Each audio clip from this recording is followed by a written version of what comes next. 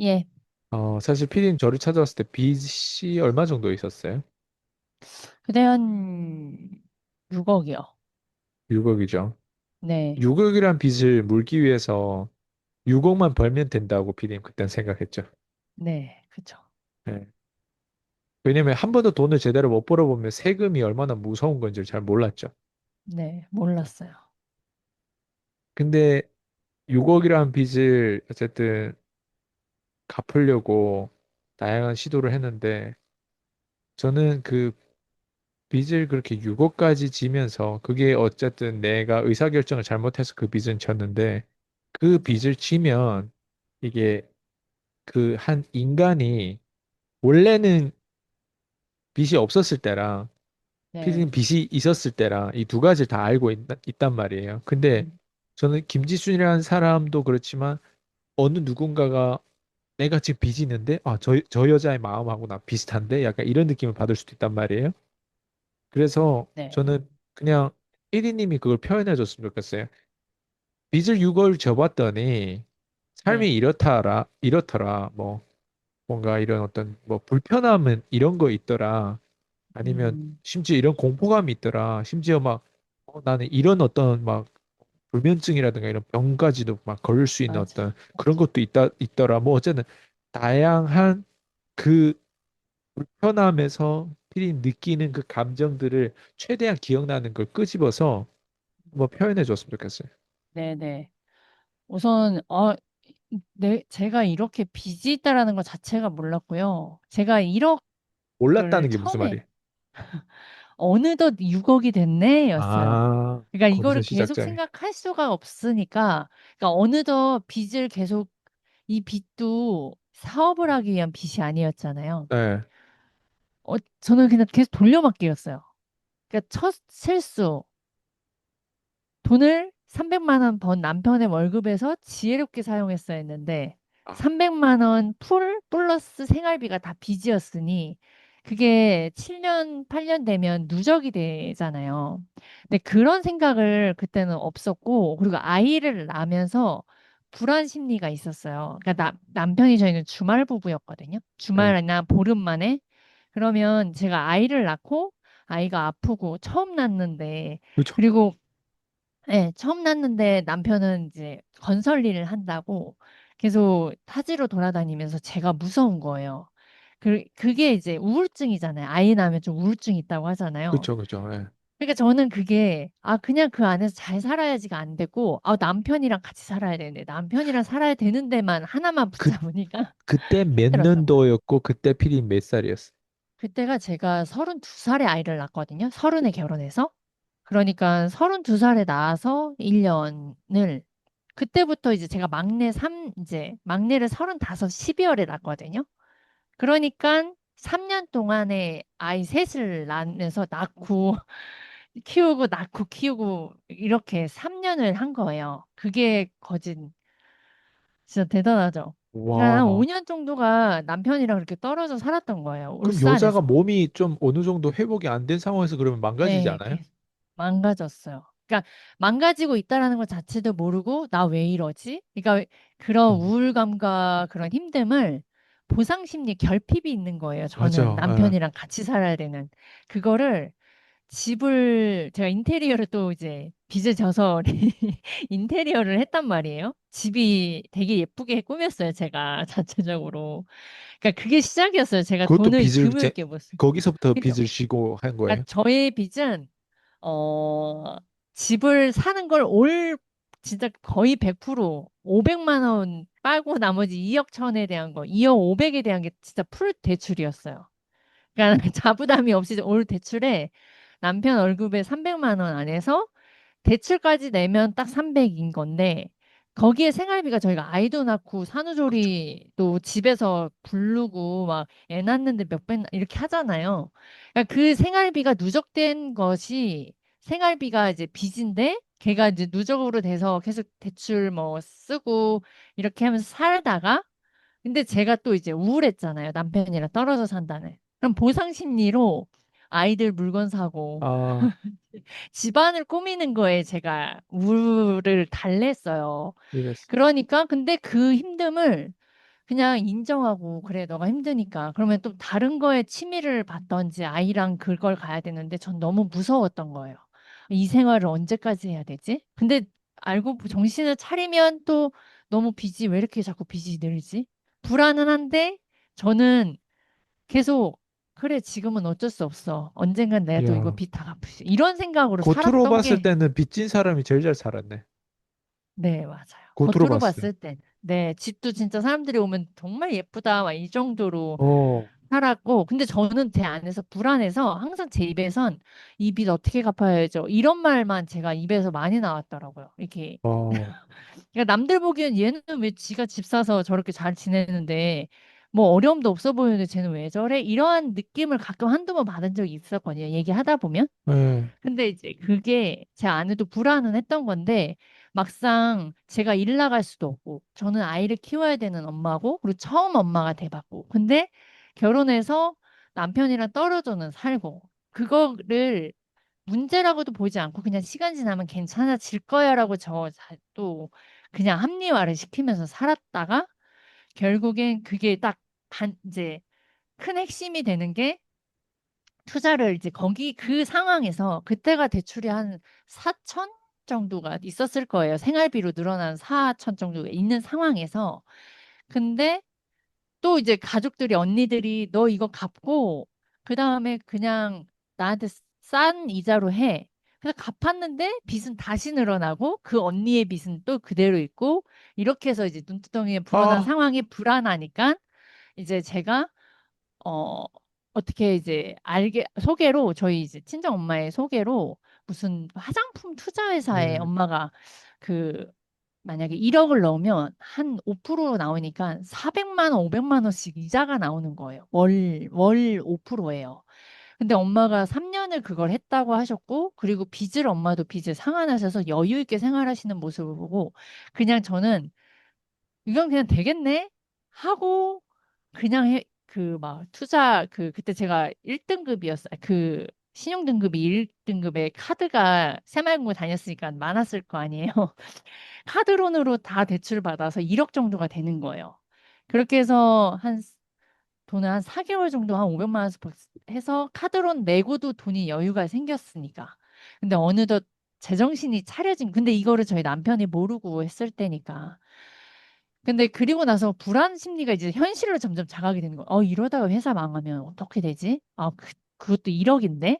불안해지기 시작하면서 다른, 하여튼 그렇게 돼서 제가 이제 6억이 돼버린 거예요. 근데 거기에서 빼가지고 제가 그러니까 불안하니까 3개월 만에 본전을 볼 수 있다라는 무슨 코인 같은 회사에 투자를 해버려요. 외국계. 그게 완전 확 안 됐어요. 들어와면 상관이 없는데 안 들어오니까 이제 저는 월 그 카드론이나 이런 대출을 해결을 해야 되잖아요. 그러기 시작하면서 이제 계속 엄마가 대출해주고 저도 대출 되는 거 계속 알아보고 하다 보니까 이제 이게 어느 정도 늘어나는지 개념 없이 그냥 계속 해결을 해야 되는 거예요. 남편 몰래 내가 일은 쳤고 이거는 책임져야는 되겠고. 근데 나는 일은 나갈 생각은 못했고 나는 무조건 해결해야 돼. 그래서 저랑 엄마랑 계속 되는 대로 막 하면서 그게 3년이라는 시간이 지나 보니까요. 6억이 돼버린 거예요. 그래서 그렇게 된지를 제가 몰랐던 거죠. 이 빚이 이렇게나 늘었다고? 너무 무서웠고요. 결국에는 그때 빚으로 살았던 아파트, 이제 남편한테 이야기를 해서 결국에는 이제 재산을 정리를 했음에도 불구하고 다 빚으로 샀으니까 얼마나 되겠어요.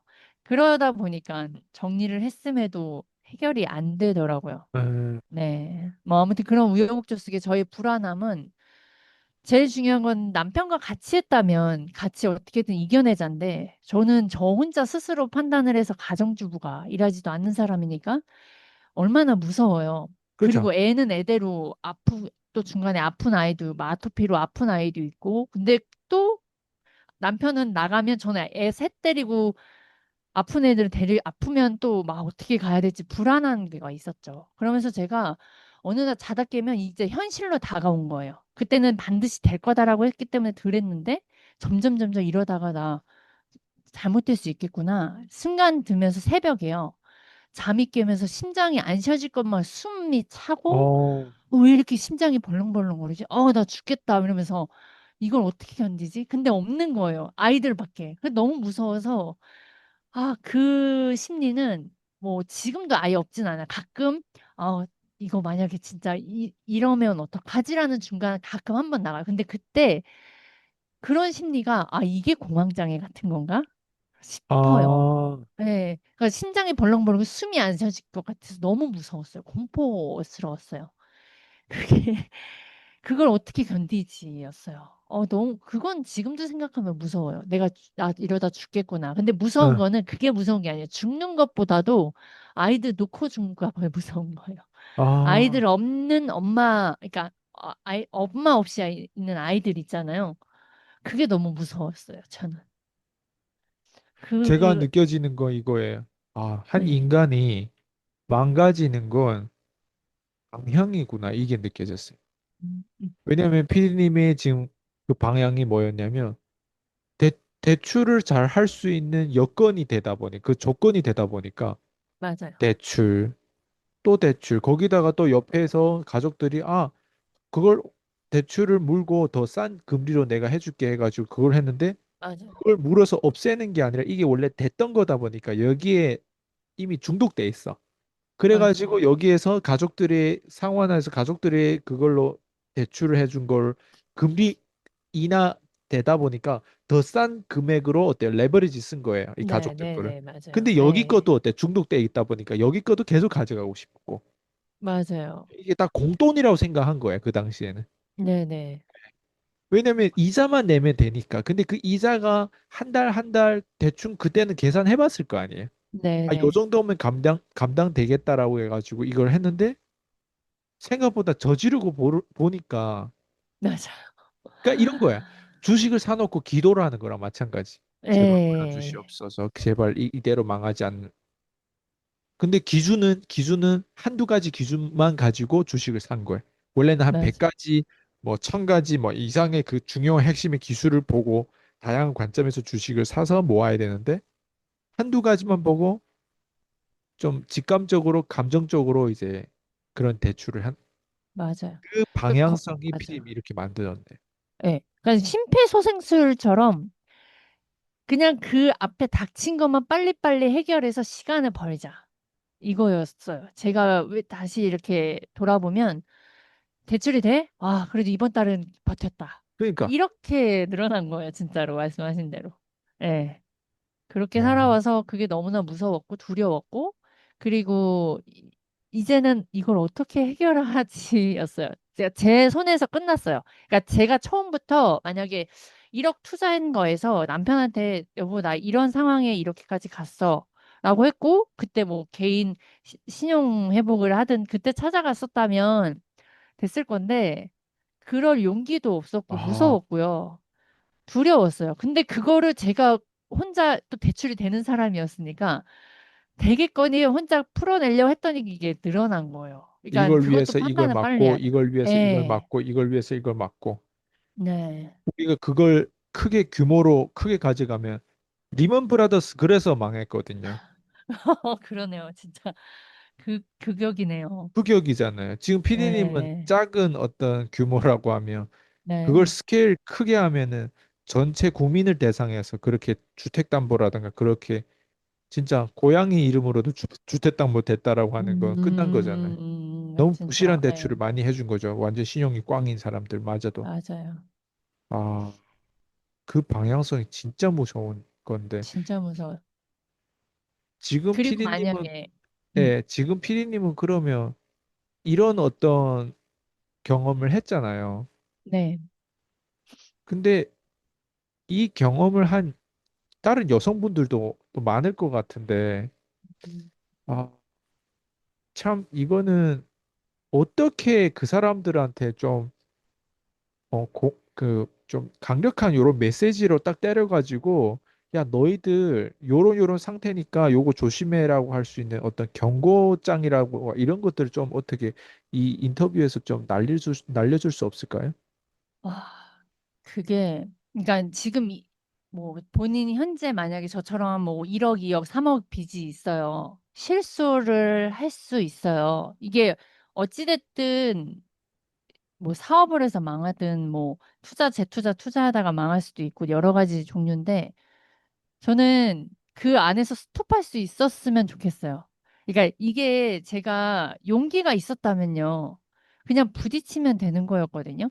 그리고 지금 생각해보면 제가 바뀌지 않았잖아요. 제가 그러니까 규모 있게 사는 사람이 모르는 상황에서 레버리지를 누군가가 도와준다고 하니까 오케이, 붙잡았어요. 근데 제가 만약 거기서 씀씀이나 이런 것들을 좀 했거나 뭐 일자리를 구한다거나 뭔가 다른 방향의 개선이 있었다면 됐는데 그게 안 된 상황이니까 제가 안 바뀌면 빚은 계속 늘어날 수 있는 상태인 거예요. 그래서 그냥 용기가 필요하다? 저는 무서웠고요. 그리고 언젠간 되겠지의 그 희망 고문이 어, 있어요. 제가 그거 갖고 있었거든요. 아, 어, 내가 여태까지 나는 돈 어려움 없이 살았으니까, 아, 언젠간 난 잘 됐어. 빚 다 갚을 수 있어. 나는 사기꾼이 아니거든. 이런 생각을 늘 안에 뭔가 있거든요. 그런 사람들이 계속 일을 벌리는 것 같아요. 희망 있는 사람. 제가 되게 또 갑자기 긍정. 어떤 생각 드냐면, 피디님이 이 네, 얘기를 하고 있는데, 어떤 게 네. 스쳐질까 하냐면, 여자분들이 그런 자기의 몸을 팔면서, 뭐 이런, 뭐, 노래 음, 광장이라든가 아니면 무슨 어떤, 어쨌든 뭐, 누구의 스폰서링을 받는다거나 막 이렇게 하면서 그 네. 사람들도 그 삶을 벗어나려고 한단 말이에요. 네, 네. 근데 그런 사람들이 어쨌든 중독이 돼 있잖아요. 다른 네, 사람들보다 네. 돈을 많이 벌잖아요. 네, 일반 그냥 사무직이라든가 일반 공장에서 일하거나 이제 노가다를 하는 것보다도 훨씬 그거는 센스만 있고 예쁘기만 하면 그래도 네. 남자들의 사랑을 받으면서 돈을 버는 거잖아요. 음. 근데 그것도 물론 기술직이라고 생각한다면 거기서 돈을 벌겠지만 근데 거기에서 다 업소라는 걸 벗어나려고 한단 말이에요. 네, 근데 네, 네. 얘네들이 경제 IQ가 없다 보니까 예, 예, 그걸 벗어나는데 돈을 빌려서 얘네 어느 정도 돈 버니까 그걸 예. 예. 이자라고 친다고 생각해서 돈을 빌려가지고 그런데 투자할 것 같아요. 얘네 머리가 안 좋다 보니까. 충분히 그럴 수 있을 예쁘고 거예요. 돈도 많이 벌고 몸은 팔고 있고 그리고 이 업계에서 벗어나려고 하는데 한 방에 뭔가 음, 해보려고 하다 보니까 투자에 대한 부분들도 자기 기준 없이 공부도 어디 할 시간 있겠어요. 왜 센스 네, 네, 부리고 네. 막 화장도 하고 옷을 예쁘게 입어야 그게 그 사람들 직업인데 맞아요. 예, 예. 얘네는 절대 여기서 나오지 못하겠다는 생각이 갑자기 들었어요. 비유 적절한, 정말 맞는 것 같아요. 예. 오히려 제가 그런 마음이었어요. 그러니까 근데 예. 피디님은 몸을 판 건 아니지만 아니었죠.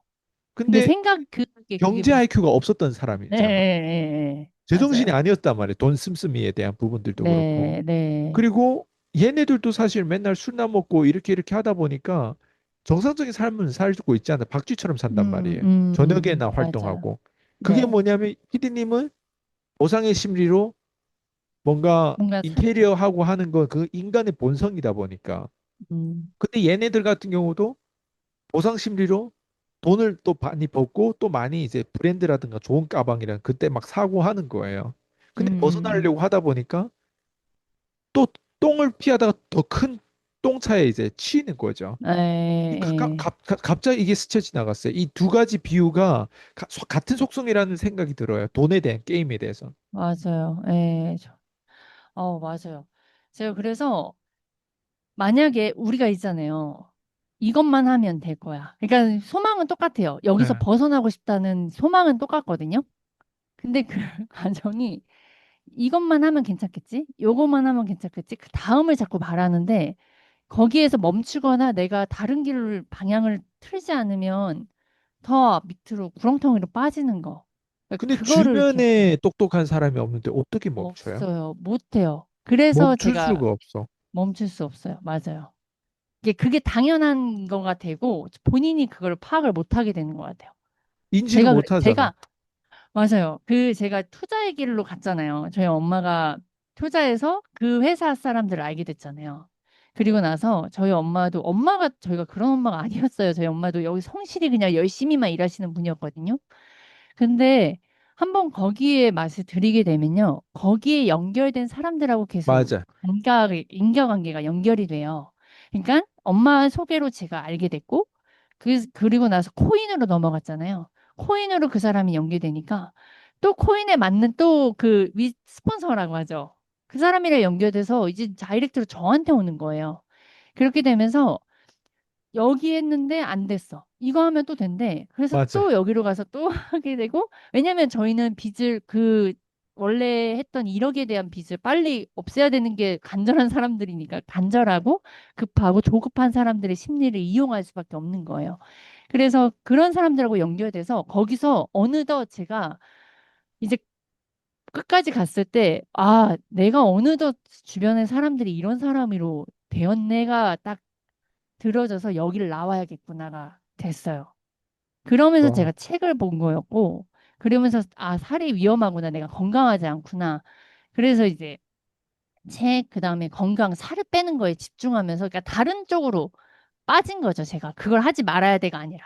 늪에 빠지는데 다른 사람을 알면 알수록 더 늪에 빠지는 거잖아요, 사실은. 네, 맞아요. 그러니까 늪에 안 빠진 밖에 있는 네. 아웃사이더를 만나야 되는데 사람은 예, 다 똑같이 생기다 보니까 저 사람은 아웃사이더라 생각하는데 사실 나처럼 똑같이 늪에 빠진 인사이더라는 맞아요. 거네. 네, 맞아요. 아니면 나를 늪에 빠지게만 해야만이 자기가 아웃사이더로 네, 구출할 수 있는 사람이거든. 이런 네, 사람만 계속 연결되다 보니까 그 늪에서 절대 못 나오는군요.